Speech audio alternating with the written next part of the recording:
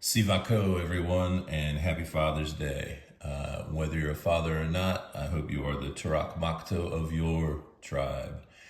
Anyway, I wanted to talk about the QSP Penguin Glide Lock and do a little bit of a review and a little bit of a comparison of what I've seen so far between it, and this is the Blade HQ exclusive version, and the previous liner lock version that I purchased. This one's a little more. I'm not sure which one I like better yet. It's too soon to tell, but I want to talk about the comparisons between them both. So this was unveiled recently, and my understanding is it was at Blade, the Blade show recently, and sold out, and it was a big deal. And I was happy enough to go on Blade HQ and see that they had it, and it's $50. And most of the knives you'll see on this channel are set at a pretty high limit of $50. So that's typically the area I like of the budget range that I like. So quick comparisons between it and the previous version. Both are going to be the same size as far as I can tell. One of the things that I like about the old one, though, that I'd say is probably my biggest nitpick about the new one is the placement of the thumb studs are a little tight there. I wish they gave you a little bit more relief than what you get, say, compared to, you can see that additional relief there in the liner lock version. And by the way, I really like this one. This is the crushed carbon fiber with the blue accent included.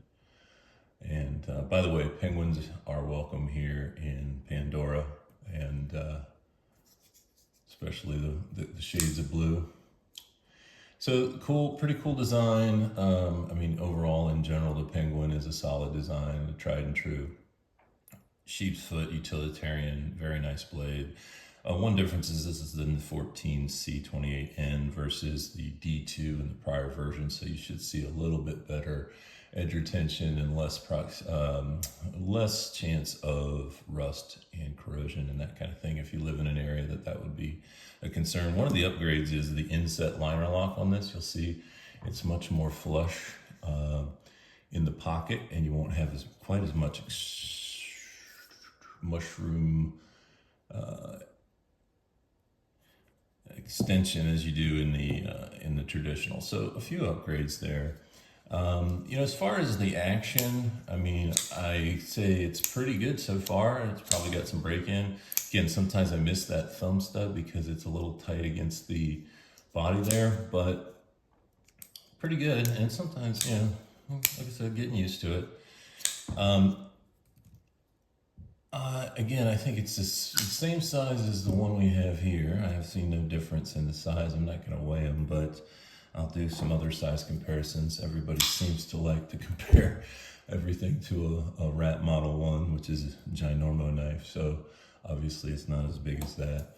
I'll compare it now to CJRB Pyrite, Tanto Pyrite. And I don't think I'll ever do a video series comparison where I don't show the Ozark Grail or the Wug Out or the $9.99 Ozark Trail slide lock, which honestly is one of the smoother slide locks, and maybe a little smoother still than the Glyde lock. But this is pretty cool blade design, like I said. Pretty excited about it. Can't wait to see how it operates.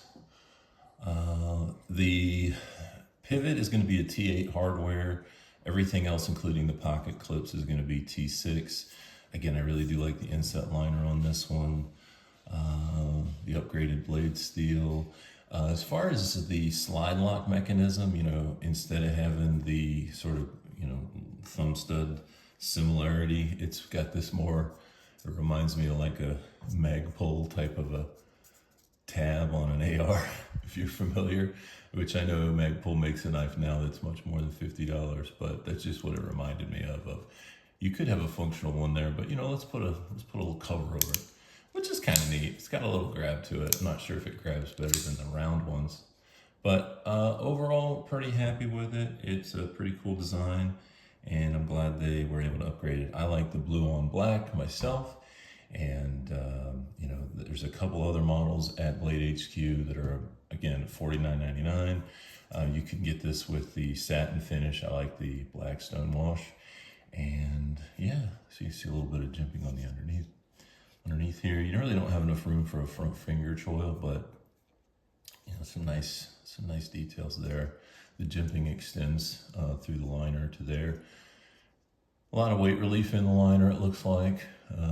Not too heavy, but I'm not here to read all the specs. You guys can look that stuff up. But yeah, overall, it's a keeper. Sivako. Thanks, everybody. Happy Father's Day.